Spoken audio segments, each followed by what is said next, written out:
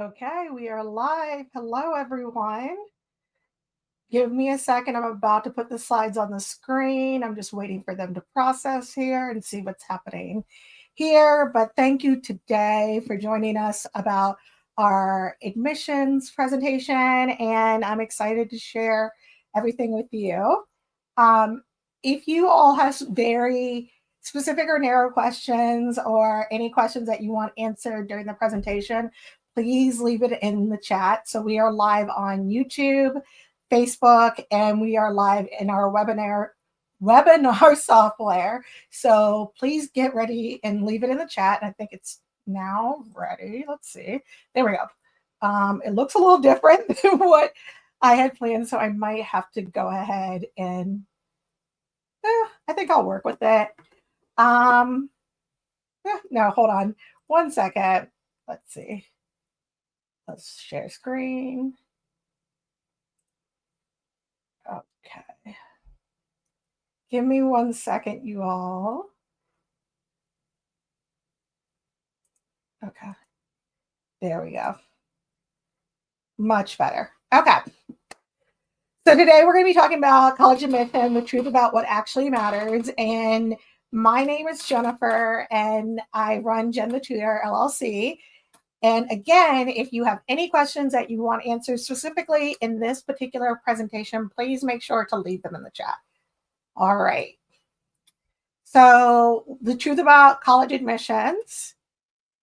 I'm starting with this quote and I'm going to end with this quote as well. And I think for me, there's a reason why I'm starting and ending with this quote. So let's go ahead.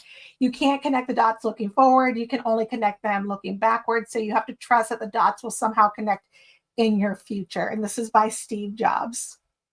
So a little bit about me. So I am a test prep and test optional advocate for 18 years. I worked in a test prep company while I was in, I was in undergrad when I started working for test prep. And then I'm a college admissions strategist and financial aid advisor for 13 years. I went to Virginia Tech. I'm going to say right now, Virginia Tech was not my first choice.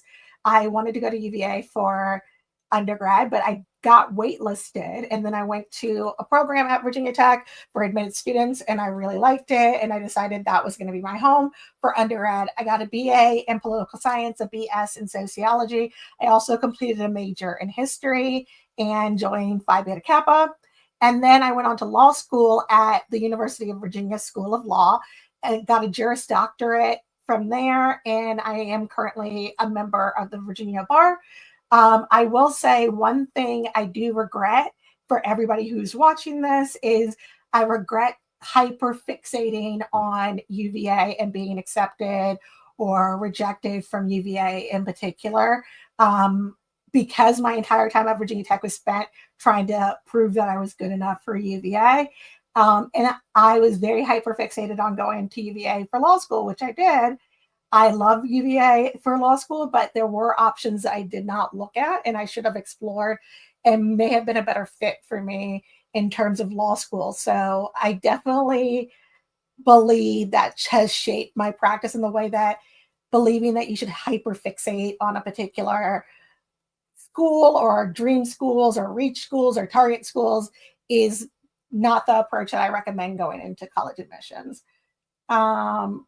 Yes, we are definitely going to be talking about the anti-DEI executive orders and how they're affecting admissions. That is top of mind today in particular.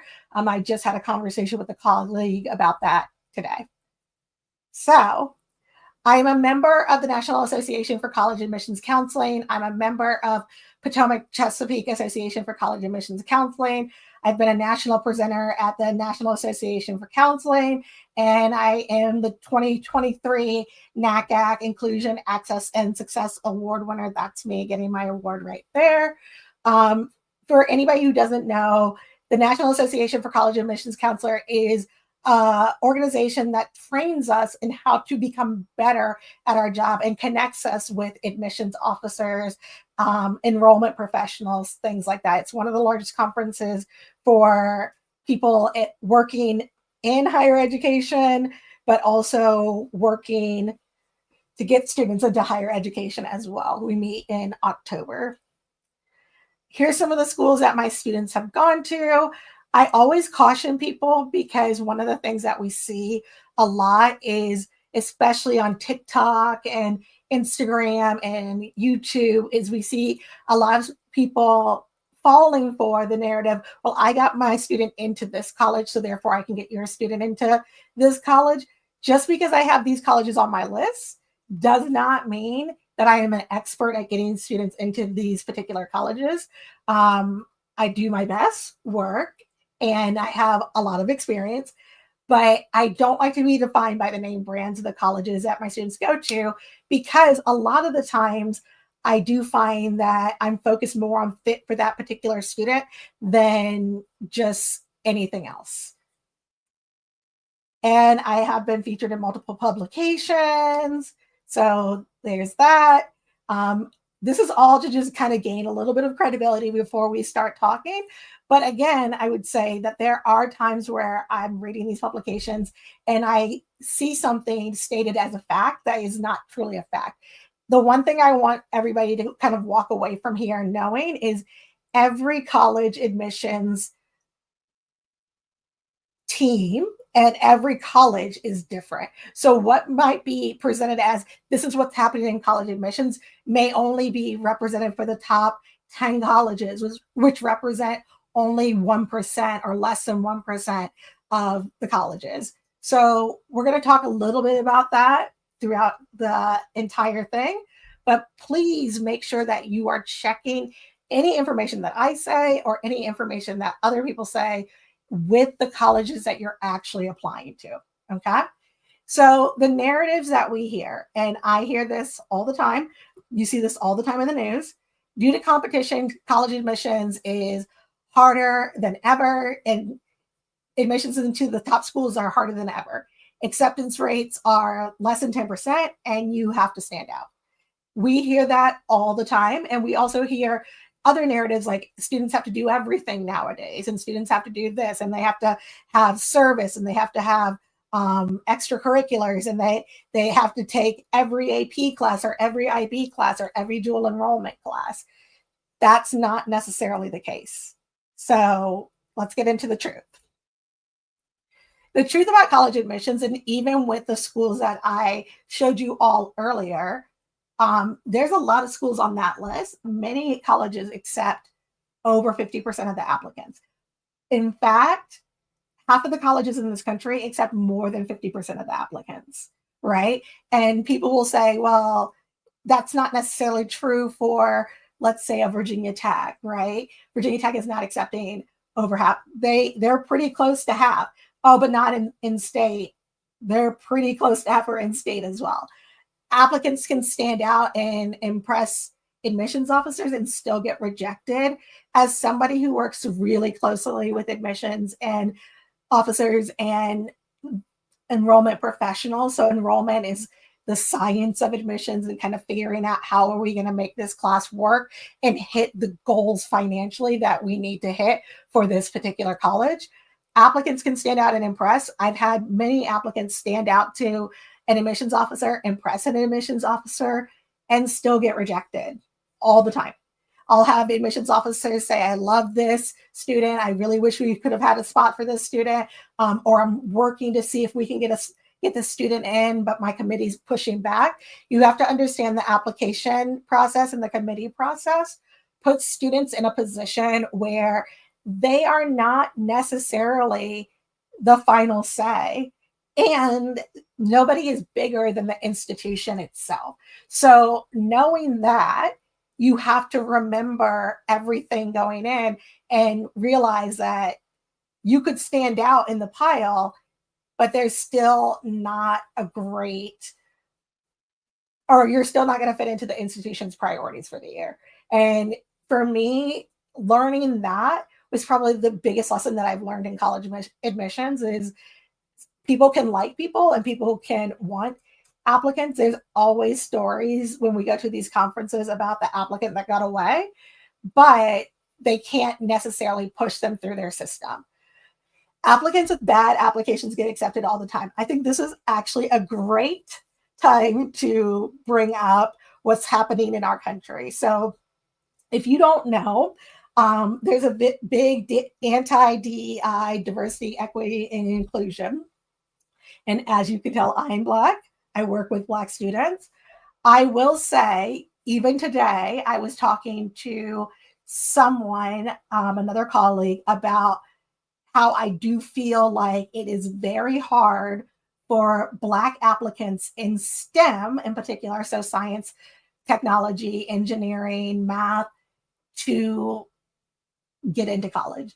And what I'm seeing is non-Black applicants with pre-calc or lower are getting accepted, but applicants who are Black who have 3 levels of calculus, like they've taken calculus A, AB, calculus B, C, multivariable calculus, are not necessarily receiving the same level of offers as peers that appear to have less qualifications. So I will say this season and last season in particular, there's 2 things that happened this season and last season in particular.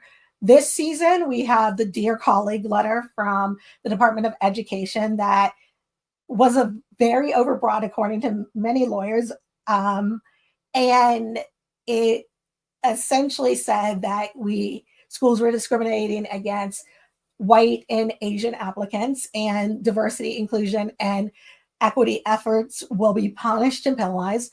We've now seen 60 colleges receive a letter stating that the Department of Education is coming after them, and an organization sued the University of California system in general. That includes UCLA, Berkeley, Irving, Santa Cruz, et cetera, et cetera, et cetera.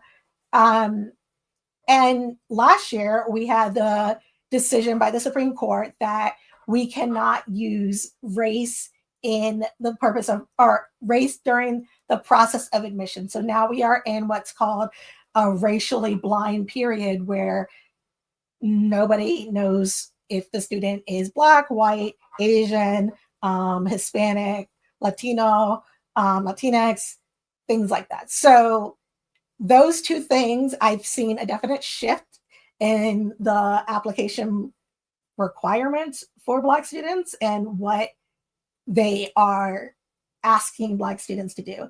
And I can tell you with certainty that applicants with bad applications get in all the time. What does that mean? It means that we have to be more strategic about how we approach admissions. And it means that we need to make sure that we are looking out for our students' long-term best interests and looking into schools that are interested in having our students. So I always say that there's a college out there looking for you. And it's my goal to connect the student with that particular college. And we're finding that some colleges are no longer interested in our students in the way that they used to be. That's just the reality. And we have to be strategic and very honest about where we're at right now. So just know that a lot of times is not, I would say a majority of the times, it's not coming down to qualifications. There's this idea or belief that, let's say we have 100% of the slots available, that all of them are available. Maybe 10% might be reserved for athletes and 10% might be reserved for legacy and donors and things like that. But a majority of the slots are open. I would say, in my experience, especially at highly selective, which is, colleges that reject more applicants than they accept, my experience is that these students in this particular pool, there's probably about 40 to maybe 50% of the slots available. There is not as many slots available as you think there are, because there's so many priorities that allow people to skip their way through lines and make sure that they are getting more consideration than other applicants. So knowing that, what do we do? The biggest thing that I can tell you is it's not going to necessarily come down to your application. And this has been true for a long time, and it continues to be true right now. We are not a lot of the times the decision has been made by the time we get to the application. So one thing that we do in our trainings and things like that is we do what's called mock committee or mock application review, where you sit down with the admissions officer and they essentially train you on how they go through an admissions process. I was able to do that a couple times this year. And I will tell you, by the time I look through the transcript, I have pretty much an 85% idea of whether the student is a good fit academically for the institution and what questions I have. So I'm looking at the data and the trends. The biggest data and trend is, for me, I start with junior year. Did they take more rigorous classes from the beginning of the freshman year all the way up to junior year? And then we're going to be looking at mid-year grades for seniors when they come in. Are they progressively getting harder, or are the students progressively getting not as hard classes? They're taking weaker classes. Or if they start taking harder classes, what is the impact on them? So if we see a student starting to take 3, 4, 5 AP, IB, or dual enrollment classes, which are weighted, which means that they have more weight in terms of the GPA, am I looking at this and seeing that the student's going up and doing well in that, or are they going down? The junior slump is very real. A lot of students go down their first year when they're taking a lot of AP classes. And so for me, that particular type of student might not necessarily be great for early admissions, because you want to showcase for the mid-year senior grades that they're going back up. I'm also looking to see if they're applying to their major, especially if it's a STEM major. What math are they in? What classes have they taken? What has prepared them for this particular major? The essays, the activities, the layers of recommendation are going to provide context. But usually by the time you get to that point, you already know in the back of your mind what questions you have. So I remember one mock review that we were doing, and the student went down their junior year. And the only question multiple people in the room had were, why did the student go down their junior year? Now, it was an IB school, not an AP school. The student took a full load of IB, but there was nothing mentioned by the counselor, nothing mentioned by the student, nothing mentioned in the essays, nothing mentioned anywhere about why the student went down, dipped a little bit. And what I meant by that is the student was getting all A's, and then all of a sudden B's started happening in your junior year. Why did that happen? What was behind that? And that question was not answered anywhere during the entire application. We knew the kid was a great kid, but we didn't know necessarily what was going on with the student academically. And because that question was left unanswered, I voted in that committee to wait to get more information, like the senior year grades. I was outvoted, and some people voted to just outright reject. So I think one of the things that I've learned through training and through my experience is admissions is presented to the public as this long-winded story, and you need to tell the best story. But instead, in actuality, it's a case file. And so we're going to go over every component of that. All right. Is there any questions before I move on? Anybody? Okay. So for me, as a lawyer, I started thinking of everything as a case file.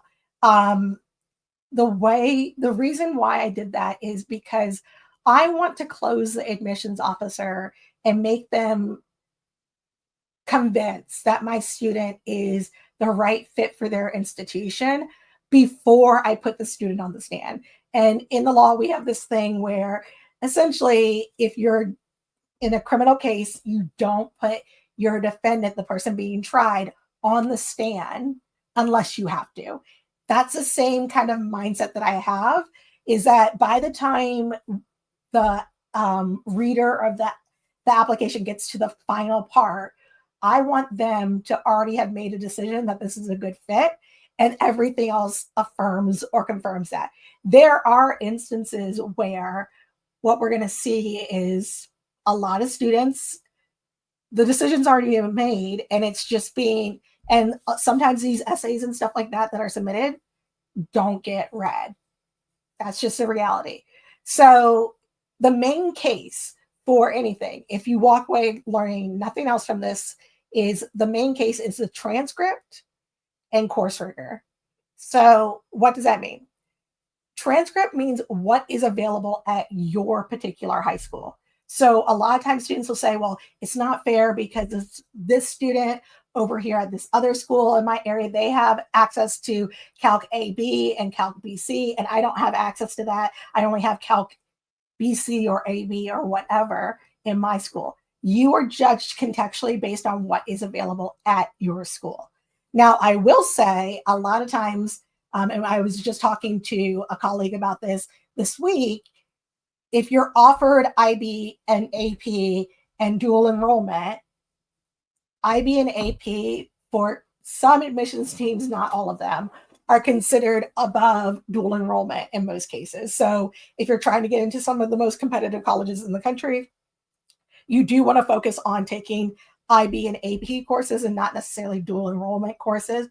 But there is a case to be made for dual enrollment. I think dual enrollment is a lot better of a system, if I'm being honest, as somebody who went through AP and IB. But when we talk about course rigor, we're talking about taking those advanced or gifted or honors classes as opposed to taking general education classes that have a weighted curriculum if that's what's offered. The main evidence is then going to come to course offerings and alignment to your major. What I mean by that is I had a student, I think this was last cycle. Last cycle, I had a student, and the student in their freshman year was struggling with AP or pre-AP English. Every other class was going well, but in AP English, the student was just not a humanities student. And so they just never tended to get everything right in that class. So after looking at that and seeing how it was impacting the student's ability to do well in STEM classes, we decided in the sophomore year that they were not going to be taking an AP English class or an IB English class or a dual enrollment English class. They were going to be taking a step down in that and keeping the remainder of their core classes AP and IB because they were doing well in those classes. That was a strategic decision, but the decision was more about alignment to the major, because having a student get a B or get dropped down in terms of English, but do well in their science, math, and technology courses was a primary goal, right? When possible, if your student can take 4 classes, your core classes in your major, or your core classes, so English, history, science, and math, if they can take advanced classes, you want them to. But if their major is humanities and they're struggling in advanced math, it is okay for them to drop down. It is okay for them to drop down, or to even tell them, listen, as long as you maintain a B- or a B, that's fine. And let me know if you can't maintain that, because then we'll drop you down. But your major classes, the classes that are aligned to your major, so if you're going into STEM, your math and science classes, and if you're going into humanities, your English and history classes are the ones that you really do need to be doing your best work for those. So course offerings in alignment with major. When I say course offerings, again, that's what happens at your school. And alignment to major is going to be you taking classes that are electives or other classes that are not necessarily your core classes, but showcase your interests in a particular major. So if there's like an introduction to engineering or health sciences class or sociology class or, a literature class for our humanities majors, that's what we want to see on the transcript. When I look at a transcript, the first question I have is, what is this making a case for? And one thing that I started doing in my practice is I'll hand over transcripts of students before the season starts, and I'll say, what major is this student really good for? Like, based on this transcript, what majors do you think the student would be great at? And this is not something that only I can do. I recommend that anybody who's looking at a college say, hey, here's my transcript. I was thinking this major, but are there other majors that I might be missing that you see as opportunities for me? Because a lot of times I do find that the admissions officers know about new programs or programs that maybe not are not getting as much recognition, or developing programs that are a priority for the institution.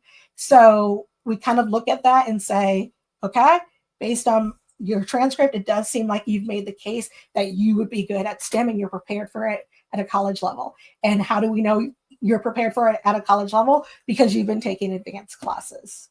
All right. Now, it was supposed to say supporting evidence, but I'm not going to let that stop me. Supporting evidence is going to be extracurriculars, service, leadership, clubs. You need to know if the schools on your list care about the supporting evidence. We're going to talk a little bit more about that later, but not all schools are looking at supporting evidence. There is a holistic review and there is an academic review. A holistic review looks at everything. It looks at, course offerings, transcript, course rigor, where your school is located, what was offered to you, alignment to major, extracurricular, service, clubs, leadership, demographics as much as possible, things like that.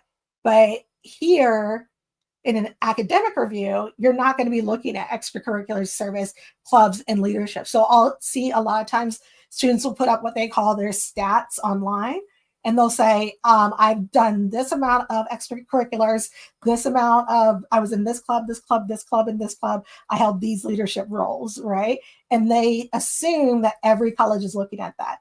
And I had one student say, these are my stats for getting into this particular college in Virginia. And I said to myself, well, that college is an academic review college. They're not even looking at some of the extracurriculars that you're looking at. So you need to ask, are you using a holistic model or an academic model? Your exhibits are your SAT and your ACT, unless the school is test optional. If a school is currently test optional, I know growing up, we've all heard that if it's test optional or anything's optional, you should do it. Not necessarily the case in terms of test optional. If a school right now is still test optional, then they have decided with their whole heart and their whole chest that they do not need test scores to make these decisions. That is what they've decided. You can submit it if you think it's going to help you, but remember that the people who tend to submit higher scores, right? That doesn't mean that you should submit something that's a little bit lower than the range, but if you see online that the range is, let's say, a 1,300 to a 1,500 and you're at 1,250, you should talk to the admissions team and say, I'm considering retaking or applying test optional. What do you think is the best option for me? Because a lot of times they'll say, actually, 1,250 is more than acceptable for us, or no, I would go ahead and apply test optional. But everybody's had the choice after the pandemic to go back to requiring test scores. The schools that are staying test optional have made a commitment to test optional. There's no trickery involved. You're not going to have better odds if you apply with test scores or without test scores at this point. You just want to see if that data point helps to serve you. Also, do not overplay the SAT and ACT. So when I was in test prep, they used to tell us all the time, and we used to tell everybody else, all things being equal, the student with the highest SAT score or ACT score is going to win. I used to say it all the time. I used to hear it all the time, whatever. As somebody who then moved their way up and started seeing 600 scores at a time and seeing outcomes of who was admitted and who was not, I did start to notice, wait, all things are equal and this student with the lower score is getting in, or all things are equal and this student is not getting as many offers as other students with lower SAT scores. And the way it was explained to me by an admissions officer is like, this is one day. The SAT and ACT is one day. We think of this as a chapter in the book, when in actuality, this is a footnote, okay? it's going to give them data, but it's one day when you look at your grades, that's either over a half year, a semester, a year, whatever your school does. So those are a lot of days as opposed to just one. And admissions officers are more than aware that, okay, the SAT is not a great indicator, or the ACT is not a great indicator for every student. So for me, especially before you invest in test prep, if your student, I would talk to the admissions teams on your list, because remember, every school is different. You want to look at all the admissions, the schools on your list, and ask them what they think. And I know that feels very scary because people are like, well, what if they have a bad impression of my score? You can say going in, I'm thinking about retaking because I don't feel like this score reflects me. But should I invest my time in this? Or tell them what you would be taking your time away from. Because a lot of times the things that you're taking your time away from are things that could help your application. Okay. In terms of the people who are going to vouch for you, your witnesses, that's going to be your teachers, your counselors as well. This is the biggest, not the biggest caution, but this is another thing I caution students on, because a lot of times we don't see students connecting with their counselors. Especially in my area where there can be 200 to 300 per counselor. A lot of people are like, well, my counselor doesn't really have time. You need to make time to figure out your counselor's role in your admissions process. Going to them and saying, okay, what's the best way to utilize you during the college admission season is very helpful, because then you're going to see that they can give you advice. The one thing I would say that counselors are really good at is they're good at knowing trends, because they see which students get in and which students don't. So a lot of times I'll talk to my counselor friends in the area and they'll say, oh, did you know this particular college is not accepting students who don't take this particular course for this particular major? They see a lot of data as opposed to me, who sees only the data of my clients and maybe some data that's shared from our organizations. So your counselor is going to be making a recommendation. What is that going to look like? Some people are in their counselor recommendation, it just says we have this number of students per kid, and I don't know every kid individually, so there is no recommendation. Thank you and good night. Some counselors write out a whole recommendation. Some counselors write a general recommendation. Your counselor could advocate for you in terms of you saying to your counselor, hey, when you write my recommendation, would you include this, this, and this? Because counselor recommendations, I would say, have a lot more weight than a lot of people realize. If the student that I was talking about earlier, who had a dip in their grades junior year because they were taking more and more harder classes, if the counselor, that was the one thing that kept coming up in our conversations, if the counselor had said, yeah, they had a dip because they struggled, but we were able to align it and the students definitely prepared, that would have made a huge impact.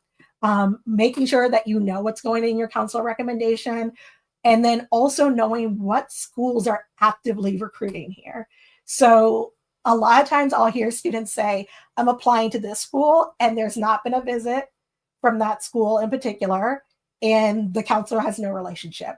The likelihood of you getting in is not zero, but it's much better to have your counselor know these individuals, have worked with these individuals, they came to recruit from your school, they have shown interest in your school, or even having your counselor reach out to them in advance is going to be very helpful, and say, hey, we have a student that's interested and we might have other students. Maybe you can make a visit. If you can't make a visit, we want to learn more about your program, so that that way they can help guide you.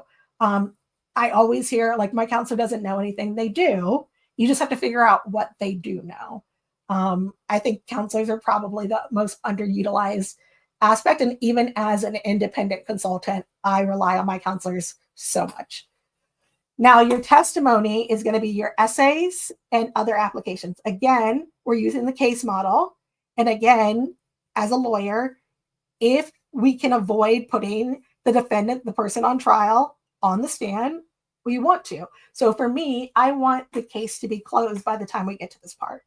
I do not want there to be any questions. I want everything else to affirm the yes that we already have and showcase the alignment with the institution and their priorities. Okay? Any questions before I move on? I think on YouTube and on Facebook, I might not see the questions. But if you have a question, I actually don't know. I'm seeing the questions in StreamYard. I'm not necessarily seeing any other questions. So I don't know how that works. I think in YouTube I can see the questions. Okay. So we want to make the strongest applications prior to the essays. And then we want the essays to kind of connect the dots, which is why I put that quote up before. So we want the essay in every part of the application to connect dots and add context and strengthen the case. And I would also add to this, showcase your alignment with the institution.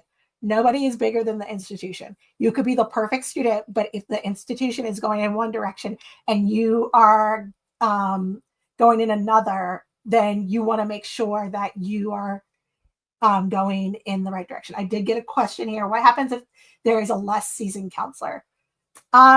So talking to the less seasoned counselor and seeing what their background is, like, is it the first year that they're in college counseling, or is this the first year that they're at this particular school? You do want to introduce that counselor to your student. I like to give them like a one pager a lot, just saying these are the things that I've done. It's not necessarily a resume, but here's where I'm going in terms of the schools I'm looking at. If you have any recommendations, please let me know. Here are the majors that I'm considering. Here are some of the activities that I've done inside and outside of school. You already have my transcript. And asking them how they work is going to be crucial. And then also going to the head of counseling and seeing how it's going to work because this individual is less seasoned. You can advocate for a more seasoned counselor, but it doesn't mean you're always going to get it. But asking them how they're going to work their process and what they need from you to support that is going to be incredibly helpful, whether they're seasoned or unseasoned. I will say that people tend to know who's new and who's not, because a lot of these admissions officers have relationships with the high schools. They've been there multiple times. So they're like, oh, this is a new counselor, got it. But you do want to make sure that your student is positioned for them to advocate. And for me, I like to do a lot of the follow-ups in terms of, hey, can you follow up with this particular institution with the counselor? So for me, if a student's on the wait list or deferred, or you're not really sure what's going on, or there's issues, the counselor is the best person to have go advocate for that student and say, hey, we're not sure, or the student is on the wait list, but they're very excited about this institution, or are even saying our school is disappointed that we don't have any applicants that are accepted at this point, can have a huge weight, because you have to realize that the high schools are the customers. Okay. The counselors are the customers. The counselors are the thing that blocks the admissions officers from their students. So you want to make sure while you're doing that you are looking at, you're giving them the information so they can be successful. But a lot of counselors, even the newer counselors, go to training and they're trained in how to advocate for students.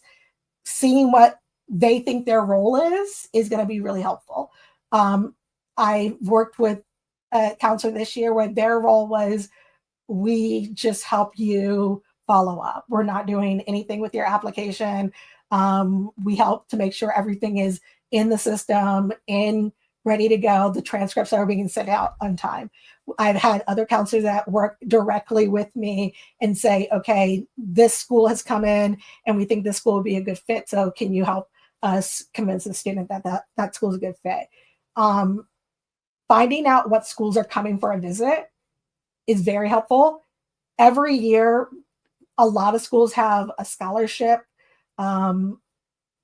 event where they say these are the schools that the kids are getting into and these are the scholarships. Going to that and seeing the names that are repeating the most are really helpful, because if a school has multiple applicants saying yes to them, that's going to make it easier for them to say yes to your student.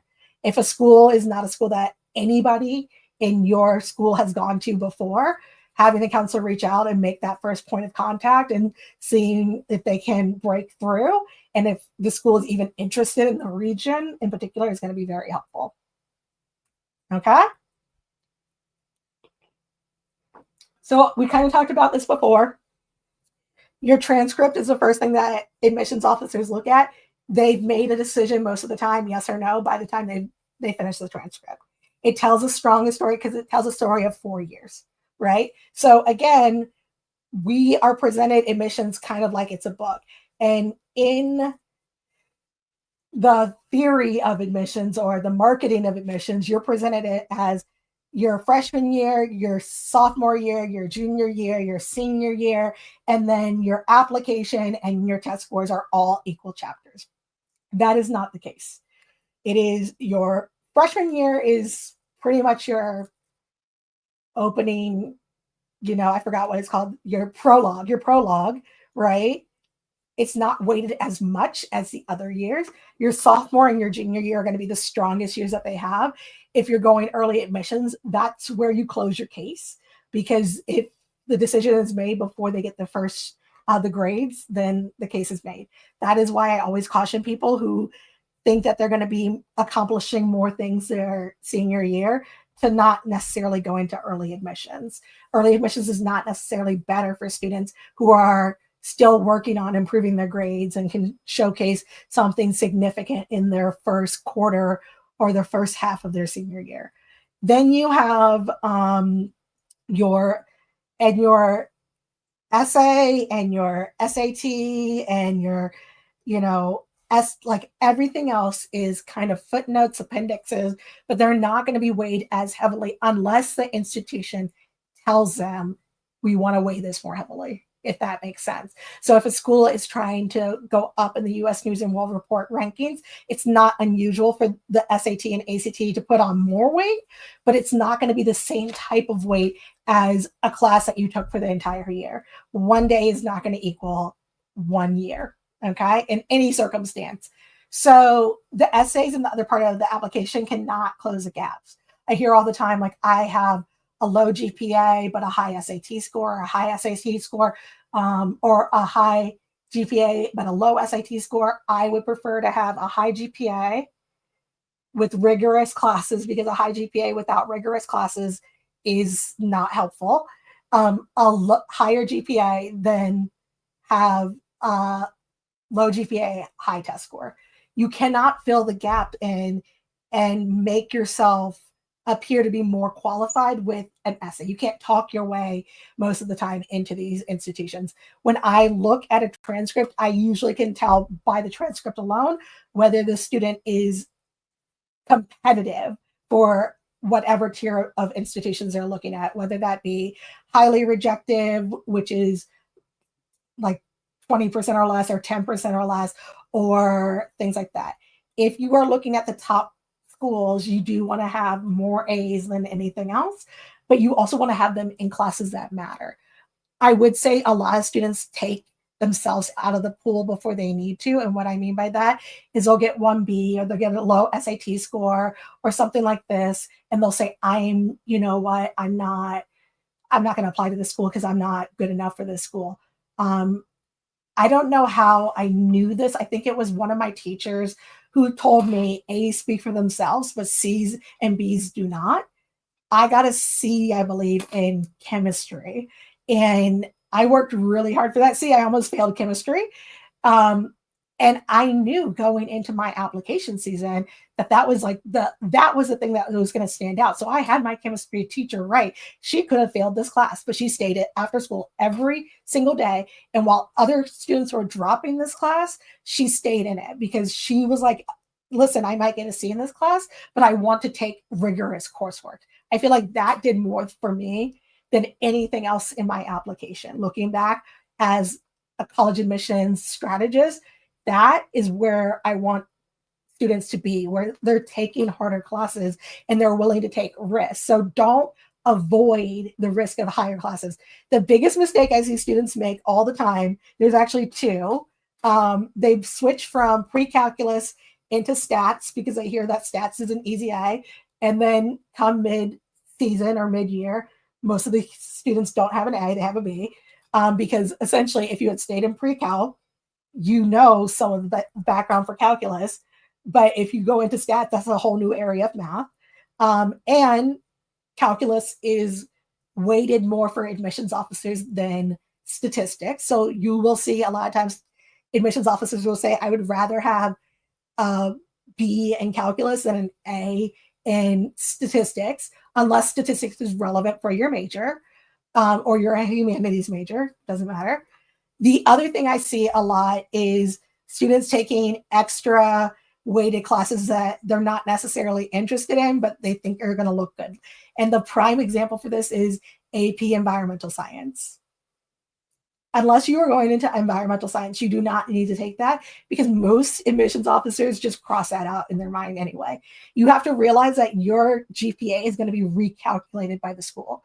Like, if you have a lot of students getting A's at your school, they're not going to count your A as much as they're going to count at a school where there's not as much A's. There is a distribution sent to them that says this school has mostly A's, some B's, some C's. They see that information. It gets recalculated, and they take out the courses that do not matter to their process or to that particular major. So if you're going into STEM, they're not going to be looking at your art and PE grades. So you want to focus on the courses that are preparing you for your major, and you want to make sure that you're very selective and strategic in the classes that you take.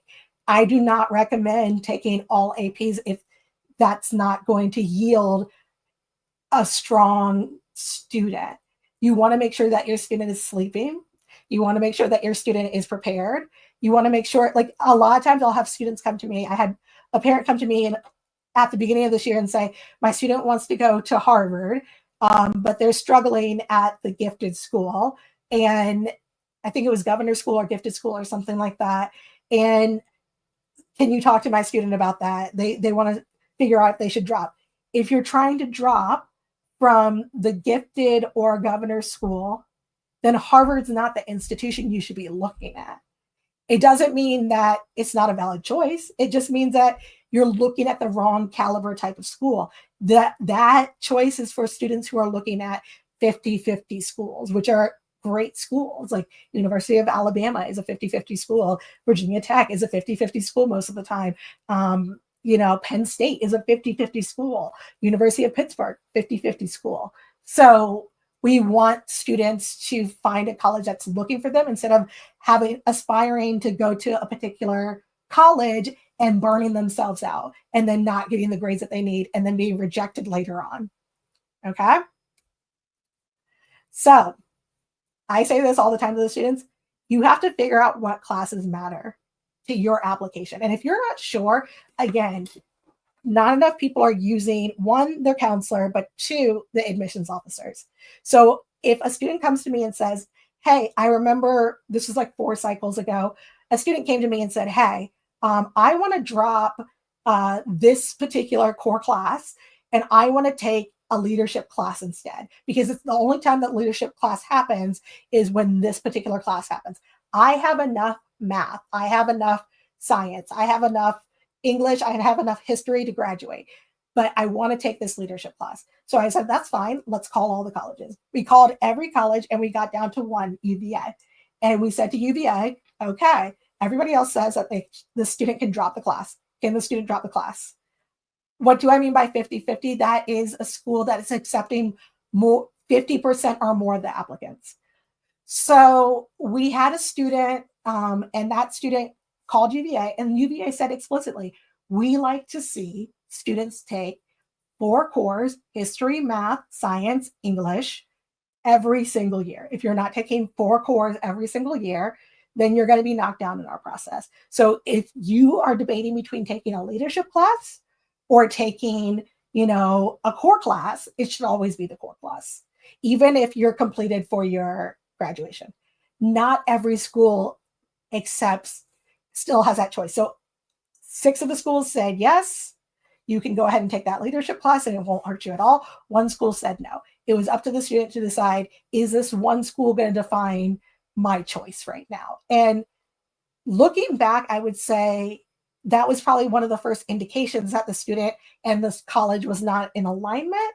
But the student did end up taking the core class and everything worked out. Okay. A GPA with a 4.0 with a weak class is not going to help you. So you'll see students dropping down classes all the time, or taking the less hard class. Getting a B in a hard class is usually the biggest flex that you can have in admissions. Taking too many irrelevant or weighted class, we talked about AP Environmental Science, that's usually not necessary. I love theory of knowledge, but you do have a lot of students who are taking it just because they feel like it's weighted.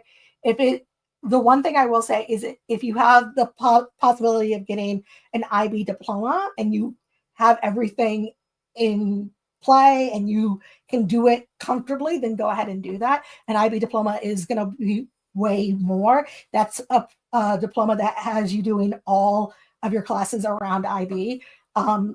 But take the classes that are weighted that are going to matter to you. And if you have to drop a class, ask yourself, is it in your major? If I would say anything, like I'll have parents come to me and be like, I need my students dropping down in their math grade and they're going into a math major. They're also not doing well on the SAT. I would spend more money on getting that student a tutor for the major class than I would for the SAT and ACT. Okay. So for me, taking classes in your major are going to define how prepared you are for that. And you should be taking the most rigorous classes, even if that means, and this has happened in my county and other counties as well, even if that means taking a class over the summer. So I remember one parent, the student was good at math, but not good at math when they had everything else on the table. So what I mean by that is like when they were taking a full class load, math kind of was not as stable as it was when they just fixated and focused on math by themselves. So what they did in that situation and what we did in that situation is have them take it over the summer. I've had students also take AP and IB exams without taking the class. They just qualify to take it and they take the class or they take the exam and they prove that they're competent. You can do that outside of class.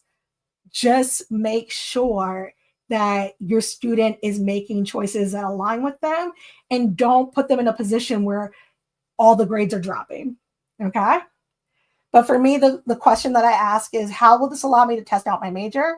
And how does this strengthen my case?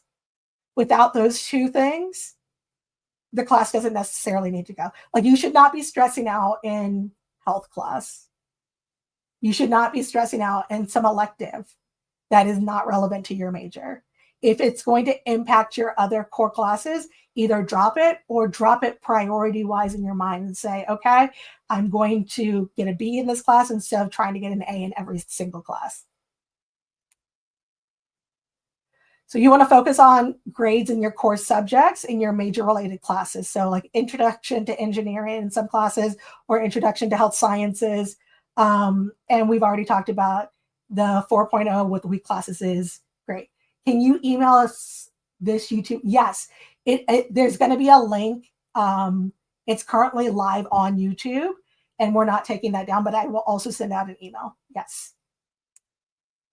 So the first thing that admissions officers look at is a transcript, tells the strongest stories. Essay and other part of the application cannot close gaps. We've already talked about that.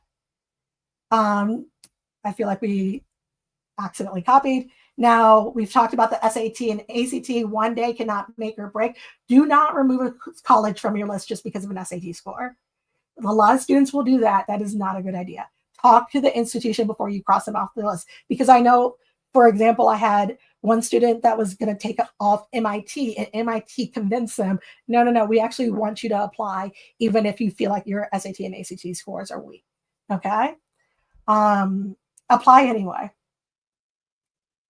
Now, your recommendations are going to fill in the gaps as evidence. So they do not always have to be in the best class. I love actually taking it from the teacher that you worked with after school the most to just improve your grade or improve your scores, or the ones that you're closest to.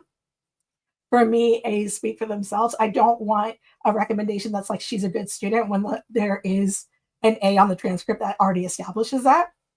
You do want some to come from your core classes and you want them to be major related. So some people have very specific rules about where they want the recommendations to come from.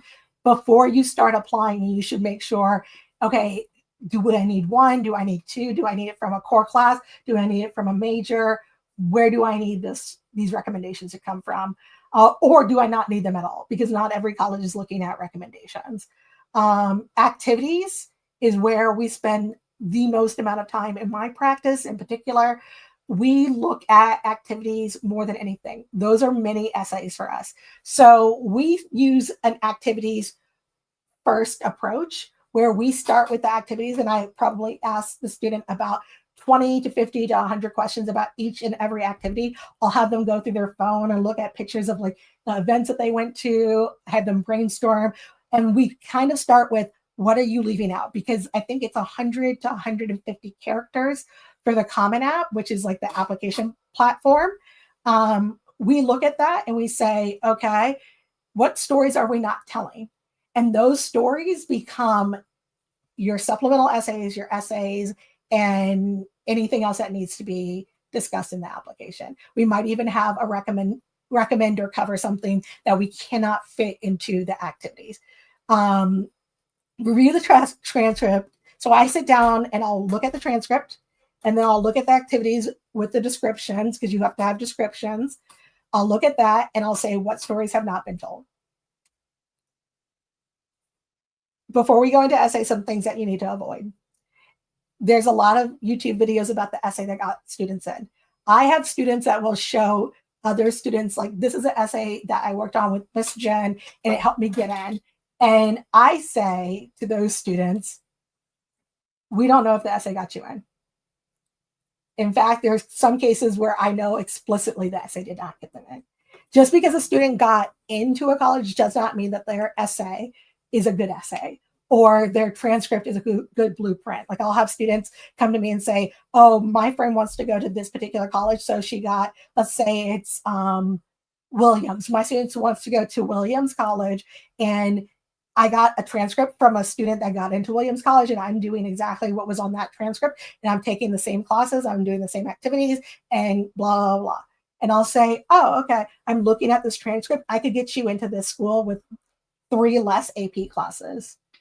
I've had students that have done less. So don't necessarily believe that the person that got in before you has a roadmap, especially now, because a student that got in 2 years ago and a student that got in now are very different students. I could do the same applications this year as I did in prior years, and it would yield completely different results. Okay. Do not take advice from Google. That's bad. You can look at like college essay guy and things like that for insight. But ultimately, when they say, why are you trying to go to the school? There's no secret formula. Like, there's this idea like you have to say this and you have to say that. And the admissions officers want to see this or they want to see that. They want to know your thought process. That's it. So I usually have the students just sit down with me, tell me why. I record it. I have the AI transcribe it. And then we start pulling the most important reasons. And then we fill in the gaps. An essay's job is not to win anybody over. It's to add context and detail. Great essay for me fills in the gaps and provides context. It's clear, concise, and laser focus. Okay? You also need to remember that, and this is going to be a shock for a lot of people, most of these applications are being read in less than 10 minutes. So this idea that they're sitting down and being like, I really love this student, I love what they're saying, that's not happening. Okay? There are people who are reviewing up to 100 or even more applications a day. The more senior people are reviewing less in some teams, but in other teams where staff is limited, you do what you can. So a lot of times I see students trying to tell the great American story or the next great novel. And they say, like, when I was 5 years old, my grandmother taught me my grandmother and I sat down with a batch of cookies and I learned perseverance. That's good. At 5 years old, I learned perseverance while making a batch of cookies. That's kind of good. But perseverance is something that I stick to and something that is a core value for me. The first time I learned it was when I was with my grandmother making cookies. Gets to the point faster. For me, the first paragraph and this is for AP exams, this is for IB exams, but this is especially true for essays. The first 2 or 3 lines are going to tell the admissions officers whether they should clock in or clock out. And so for me, I'm getting to the point as quickly as possible. Okay. Find out though, before you start, what the colleges are doing with your application. How are they reviewing it? So a lot of times people will say, this is the essay that got me in, and they'll be saying that about Penn State. Penn State does not review your essays. Or they'll say Virginia Tech. Virginia Tech is looking at your short answer questions. So you need to know from every single college on your list, what are they reviewing? And making sure that's consistent, because they might change something. Somebody new might come in, or the institution might change. So what on this list do we need to look at? And a lot of times I'll see students focusing on their big essay, and they'll be like, it's not there yet, it's not there yet, it's not there yet. And then spending a little bit of time on their supplemental essays. Your supplemental essays are the essays assigned by that particular school. So these are like usually mini essays, but they can be anywhere between 200 and 500 words. So it can be a major essay in some cases. Short answer questions usually are about 100 to 200 words maybe. And that's a huge short answer question. Some are just one word answers. You have to figure out where the admissions officers are going to be spending their time during your review. And that's where you should be spending your time during your application. Essays do not exist in a vacuum. And what I mean by that is there's this idea that you're going to get to this essay, it's going to blow you out of the water, and everything that was a flaw before that is going to get over. People can love your essays and still reject you. I can tell you that for a fact. Give them context and reinforce your application. Make sure that you're clarifying your story and you're connecting the dots. A great essay is not going to save a weak application. And the other thing is, a great essay and a great application is not going to save a student that is not aligned with the institution and their priorities. So if you're going one direction and into this particular major, and they are trying to phase out that major at that particular school, it's not going to work. Okay? So I remember this slide because I remember I needed to fix it, and apparently I forgot to download the fix. But the details that matter are going to go into the supplemental essay. The main idea is going to go into the main essay, unless I know for sure they're not reading the main essay. And then I might make adjustments. Anything else essay is very important, but it's also optional, and you should not be using it unless you have to. So what I mean for anything else, if you were sick and you were out of school for 3 weeks and your grades dropped because of that, that's anything else. If you were not able to take a class because they ran out of spaces, or it was during a time where you had to take a core class, any decision that dramatically alters your educational pathway. So, for example, the student who decided not to take the leadership class wrote in their anything else. I was eligible and recommended for a leadership class, but it conflicted with my core classes. I tend to do bullet points in the anything else now. I want it to be scannable and to the point as quickly as possible. But anything else is where you fill in the gaps of the context. So if I have a student that maybe on their application it says, I passed this exam, but in the anything else, it'll say, self-study for 22 hours to pass this exam, did not take it at school. That's anything else. You do not want to over-explain, and you do not want to give excuses or blame.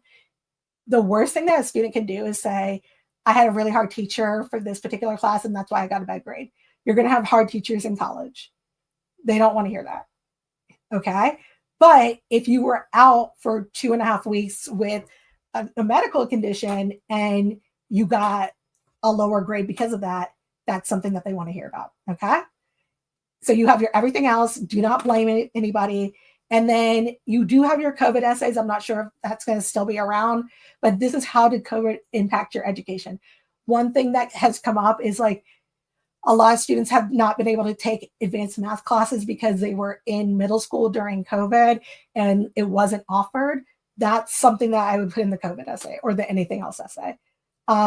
But you do not need to have them, and you should not have them if you have nothing significant to say. There's nothing worse than getting to an application and saying, oh, I'm reading anything else, but there's nothing else here. The one mistake I've made, God, this was probably 10 years ago at this point, was I had a consultant tell me that this is a great place for a second essay. So we wrote that second essay, and that student got into almost every college that they applied to. That essay, that second essay, was just cut out of the process because most admissions officers knew, oh, this kid got bad advice. Okay.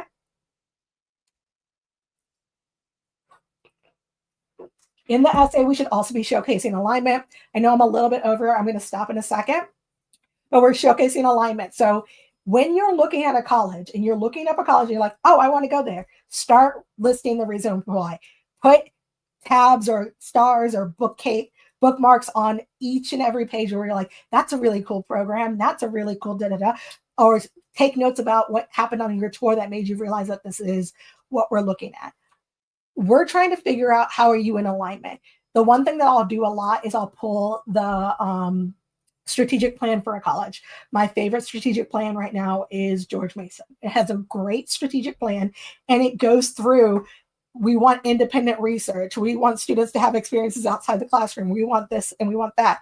And that, for me, is something that I want to make sure every George Mason applicant expresses in their essays. Like, I started looking at George Mason, and one of the things that stood out is, 90% of their students do independent research at a particular time. And I wanted to do independent research, and I've done independent research here, and here, or I haven't had the chance to do that in my community. And that's why I'm looking at George Mason. You want to showcase how you're already aligned with the institution. You do not want to develop a persona so that you're becoming the perfect candidate for the institution, because a lot of students will do that. Some of them are successful, most of them are not. Okay. You're not trying to prove you're the best. You don't have to be the best. If you're in alignment with an institution and their priorities and where they're going, and you have a couple things off, I would rather have a student align with the institution than have the best grades, because alignment is going to override pretty much everything. If we need more kids from, like, one of my friends said that they had a kid from North Dakota. North Dakota in general, great state to be from if you're doing admissions, right? If that student from North Dakota, having a student from every 50 state is their goal, then North Dakota, maybe you don't have to have great grades. If they need an oboe player, they need an oboe player. If they need, like Virginia Tech needs more Corps of Cadets, you're going to get a lot less forgiveness on some of your areas where you're kind of falling short. Okay. Your supplemental essays, there's going to be a lot if you're doing selective colleges. Your supplemental essay is not your main essay. You have your main essay, which is about 500 to 600 words. Then you have essays that the college assigns you. Before you start, you should look at every college and call if you need to call and ask, is there supplemental essays, or is there, short answer questions or fill in the blank questions? You need to know that before you start, because a lot of times I'll see students rewriting the same essay over and over and not realizing that they're rewriting the same essay over and over, and they get burnt out, and some of the essays don't get done, or they don't apply to every place that they need to apply to. Usually you can group all the essays into a couple of categories: leadership, service, why this school, lessons that you've learned along the way, things like that. Put them all together, have a general script for those, and then for each and every institution, add the personal thing about that institution. Like, what is one thing that you're excited to do, or why this school? I'm excited about the school because this, but also I can contribute this to the goal that you have. Don't just focus on why you're great, but also tell them what you're bringing to the table and how that's going to serve their own mission. Okay. I usually do an outline first to make sure that we're not constantly rewriting the same essay, and we're using the core group of the essay or the core of the essay. And then I move on and I group all the essays with similar components. We've already talked about that. You can get everything right and be rejected. You can get everything wrong and be accepted. There's no formula. There's no blueprint. What worked last year is not going to work this year. What worked at the beginning of the season is not going to work after the election. Okay. How to avoid rejection. Accepted students are not always right. Stats are a myth. So parents, ask your students about stats. If you go on admissions TikTok, they'll be like, my stats are this. Stats are a myth. It's, these are the characteristics of me and these are the classes I took in the extracurricular. It doesn't matter because we don't know what component actually got you in. The student that got in is not going to always have a secret. No one's bigger than the institution. Okay. It's always going to be, who are you in alignment with? There's a college out there looking for you. That is the number one thing I would say I've gotten better at, is making sure that I talk to the admissions teams in advance to say, are you looking for this student? How do we know that you're looking for this student? What are indicators that say this student in your institution are in alignment? What should we emphasize about this particular student? You want to showcase alignment. Ask admissions officers, am I a good fit here? I had a student, we went to UVA after going to BCU. And the student was like, okay, so I like the culture of UVA and I like the city of BCU and I want kind of both. But like neither one are good. And the admissions officer, Greg, who is like the head of admissions over there at UVA, was like, oh, so you're looking for like a Temple or you're looking for this type of college. Everybody knows each other in admissions. So saying, I love your college and I know that you don't accept everybody. So what are other colleges that are similar to this college is not an offensive question. Asking them, should I be looking at this major? Is there another major I should be looking at based on my transcript? Is a good question. Asking them if you're going to get in or not is not a good question. They're not going to tell you the answer to that. But saying, is there a major that I'm missing? Is there a college that I should be looking at? That's not unusual. And that, for me, a lot of the questions should be answered by the admissions officers, especially if you have a regional one. For UVA in particular, they have one person that's assigned to Prince William County and one person that's assigned to Fairfax. I want to be talking to the Prince William County person if I'm representing a student from Prince William County. Okay? Acceptance does not mean that you got it right, and rejection does not mean that you got it wrong. Okay? Find the university that's looking for you. And I told you at the beginning, my journey from Virginia Tech to UVA, I focused on UVA as my dream school. I wish I had not, because Virginia Tech was my perfect school for undergrad. Okay. I went to UVA law school with a bunch of Ivy League students. And essentially, I went to a state school, paid less, was not as prestigious as like Harvard, Clemson, Yale, not Clemson, Harvard, Cornell, Yale, all these other colleges, but we ended up in the same place. And I paid, and I got a scholarship over most of those students. So I'm not a practicing attorney anymore. So if I had to go back, I would have looked at more options and even more careers. But because I was so hyper fixated on, I got waitlisted at UVA, I need to go back to UVA, I didn't really think about what I actually needed. Okay. We're going to go back to the dots are going to connect. There's no way for you to get this wrong. And I'm saying this with all clarity. Usually a student, once they get into their college, they figure it out. The students that don't tend to figure out or don't like their college are the ones that are hyper fixating on who rejected them. Okay. But the dots will connect. And even a lot of my students, like I had a student that graduated with a psychology major and is now working a PhD in engineering, right? Because their work experience and some of the classes they took after graduation led them to engineering and not necessarily psychology. But the psychology gives her a broader background. Just know that the dots will connect no matter where you go. Do not let your student hyperfixate on a particular type of school and focus on what actually matters. I'm going to put a link in the chat. Hold on one second. So and I might pull this up. But if there's any questions, now's a good time. If you go to our Patreon, hold on, let me remove this from the screen. If you go to our Patreon right now, we are going to have a junior class, and it did not work. Okay, hold on. It did not work on Facebook. It's Patreon, patreon.com/Jen the Tutor. I will pull it up right now. But if you look there, you're going to see that we have two groups for $147. So let me pull it up right now. Let's see. I'm going to pull it up for you all. Next month, we're going to be working on spring break and getting your student ready for after spring break and what they need to do. Okay. Let's see, extra cue. Nope. Sorry, guys. Give me 1 second. Share screen. I don't know what's happening. Okay. There we go. Okay. So this is our Patreon on here. Nope, that's not it. That's my Patreon. And I need to do this one. Sorry, y'all. Give me 1 second.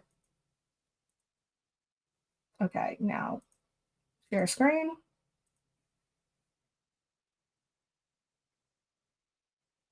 Okay,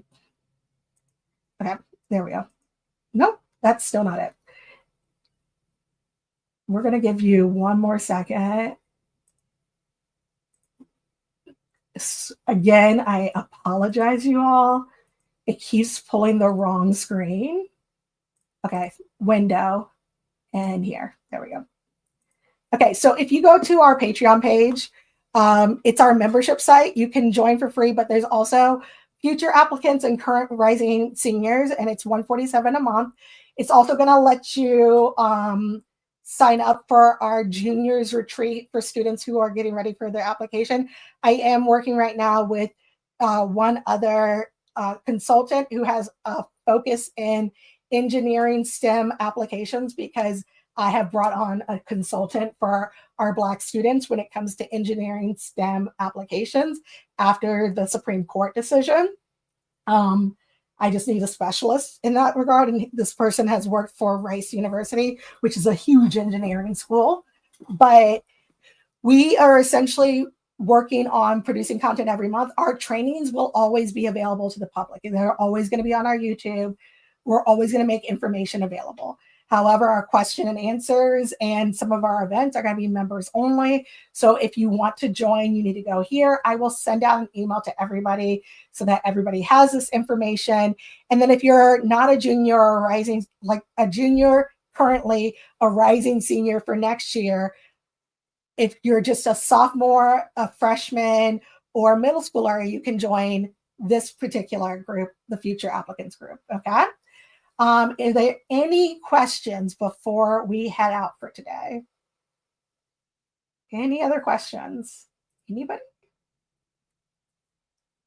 Let me look through the questions and make sure.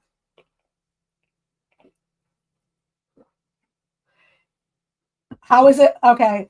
I don't know if this question, the person who answered this question, asked this question, is still here, but how is it affecting scholarships for minority students such as UNCF? That's a private organization. Thurgood Marshall, that's a private organization. It's affecting the schools though. So a lot of minority scholarships have disappeared. Yeah. But any private organization scholarship, like Ron Brown scholarship, Jackie Robinson scholarship, they're still available. But I will say that Duke had to, and at one point was threatened into getting rid of some of their scholarships for Black students. So you want to make sure in particular that you are able, you can even ask the admissions officers explicitly. Nobody's shying away from that at this point and saying, hey, we've had to cut back on our funding. Like, for example, at Virginia Tech, the BCC, we called it the BCC, that was renamed to the Unity Center. And a lot of people were like, well, why would Virginia Tech do that? Because a federal order told them that they had to do that, or the federal government was going to try to sue them for their endowment. And even though a lot of schools thought they're not going to actually win that case, they didn't want to deal with it. So a lot of things are being renamed. A lot of things are being shifted. The priorities might still be the same, but it might be under a new name, or it might be targeting new students that include your students. So make sure you're asking every university. I think that's my biggest thing, is don't assume every university is doing the same thing. Don't assume that what JMU is doing is going to be what Virginia Tech is doing, what George Mason is doing, what CNU is doing. That's not the case at all. Okay? But if it's a private organization outside of the school, it still counts. I will say that scholarship displacement, and I'm going to put that in the chat for those of you who are not on Facebook. Scholarship displacement. Scholarship displacement is very real. And what I mean by scholarship displacement is when you put, you get a scholarship from an outside source other than the school. And then as a result, the school is like, oh, okay, well, if you got $10,000 from somebody else, you don't need that $10,000 from us that we promised. And so essentially they steal your scholarship. Like it's a long way of saying people are stealing scholarships, or they'll take off your Pell Grant, or they'll adjust the grants that they've given you, or the scholarships that the school is giving you. So for me, what I find is when I'm working, I don't tend to work on scholarships anymore. I focus on negotiating the price of admissions at the point where the student gets accepted and bringing down the costs, because that's usually going to save me more money. I can put in 100 scholarships, and I've been successful with scholarships. I've done well with scholarships. But if a student puts in 100 scholarships, they can get 1 or 2, or they can get 0. If a school tells me that they can take $10,000 off, I can usually have the student do less work, do 1 application, 1 appeal, and not do 15 different essays for 15 different scholarship companies. So for me, I focus on that. The one thing I will say that's been emerging, which is horrific, is a lot of loan providers are now scholarship providers, and they're deliberately making sure that you have a gap in your funding so that you have to go to them for a loan. If there are progressively more Bs on the transcript, but also harder classes, what will people in your positions think? So it depends. If you could give me more context, it depends on where the Bs are. So are they in the classes where the student's going to major in? Are they core classes? It's actually pretty normal for most students, especially their junior year, to have a dip in their grades. If that's the case, then I want to see mid-year grades improve, and mid-years are going to be your senior grades. So I would not recommend that student do early. I would have them wait until they got their mid-year grades, because if they do early, a lot of the schools are just going to say, we are deferred. Core classes. And are the core classes in the major or no?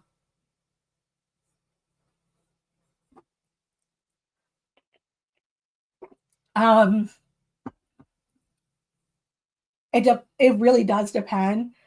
I would say I'm still applying with students with Bs in their core classes. I have a student right now that had all Bs in their core classes, and she swept. Like there's not a college that she's applied to yet that she's been rejected from.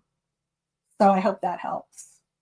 But if it's in your major, then I would go ahead and invest in a tutor for the classes in your major. I'm not a big in math and major in math, in the majors, nursing is not going to be as big of a deal.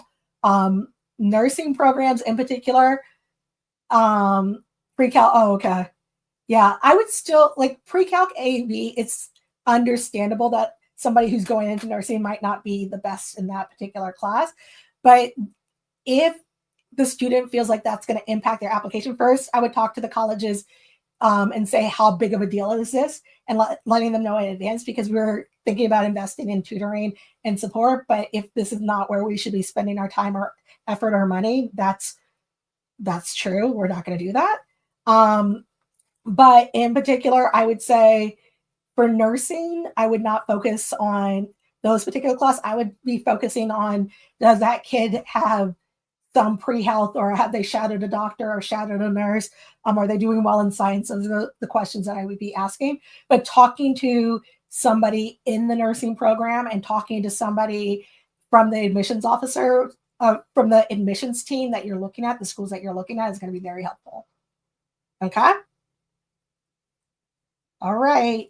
Okay. And if I will send out the YouTube link to everyone, but if you're interested in joining our group for Rising Juniors and Rising Seniors, next month we're going to be talking about how to prepare for coming back from spring break and getting, your letters of recommendation solidified, making sure that you have the items that you need, like a graded paper, which is completely random because a lot of times we now do this virtually, so we don't really have notes on a graded paper, but getting the things that you need to get before you leave for your senior year, that's what we're going to be discussing.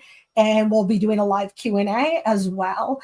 That's more in depth. So this is our presentation for the month. We do a live Q&A in our Patreon, and we're starting that this month. And if there's any more questions, let me know. But if not, thank you all so much for coming, and I really appreciate it.